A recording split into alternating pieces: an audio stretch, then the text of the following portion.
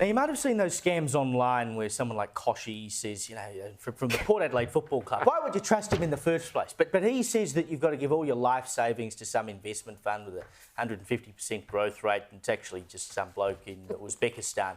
Eddie Maguire's had to deal with it recently too. Well, now the ABC's Norman Swan is copying it, except now they're using AI videos to make him say things he's never said. Here he is explaining it. One of the doctors whose likeness is being used is our very own Dr. Norman Swan, who joins me now.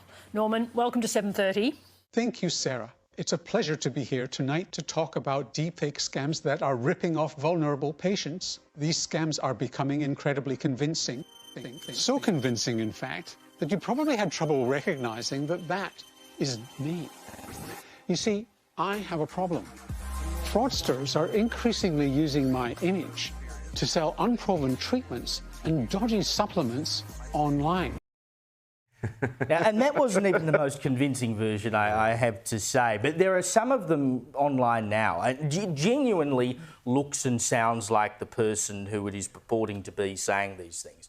And it's quite scary when you think about it. Now you have reports as well during the week of teenagers selling and swapping deepfake nudes of female classmates and teachers. And the bit I really worry about, Kel, and you're an old newsman and I come from a news background, is in the future it is going to be, and even now, it's going to be really hard to tell the difference between what is real and what is fake. And we've seen plenty of examples of this already, where something takes off on social media and before anyone has a chance to look at it and go, well, actually, that's not real, it's already done the rounds and everyone thinks it's real anyway. I mean, you could put out any narrative you want, make it look like I was saying anything, you were saying anything, and we're essentially powerless to do anything about it. It's a really dangerous position. I think it's quite worrying. I mean, for a start, I now think that during COVID, all that dire prediction and bad advice was given by Norman's AI.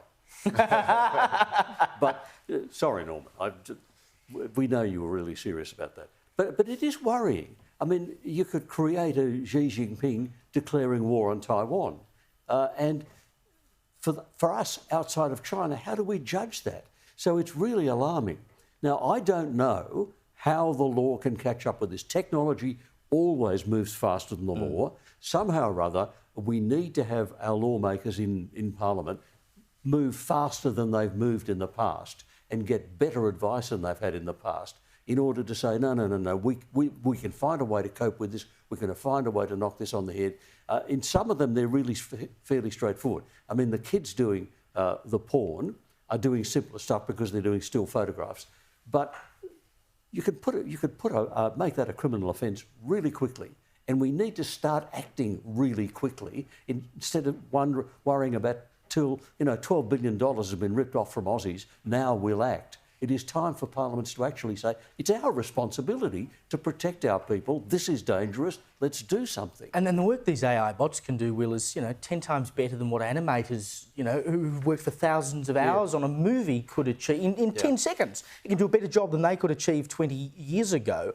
And we had, I think it was 2013, all these people in AI, Elon Musk and people who run Google and Steve Wozniak, one of the co-founders of Apple, serious people said, we need to pause AI now and seriously assess where this is going before we go any further, because it will destroy humanity. And as far as I can tell, we're kind of heading in that direction. Yeah, we are. And the reality is, no matter what regulation you put in place or what bans you put in place, you will not be able to stop this, unfortunately. And I'm actually quite hesitant to put, the government in that role anyway. Where I think politics will go specifically is it will go back to more of an old school local style of politics, where there will be more community connection, more community events. You'll go back to more door knocking. You'll go back to a more local brand of politics. Because I think in this age, people will crave that human connection more, and it will be the only way you can be genuinely sure. But people live on their screens. I've been taking trains recently, and I look around a carriage, and everyone has got a screen out. People, I think we're sadly beyond the age you're talking about. If people live on screens, then what happens on the screen is their real life. Those people, though, are now incredibly lonely, and all the stats show that. So we surely have to get to some sort of precipice where things change, but who knows if that'll ever happen.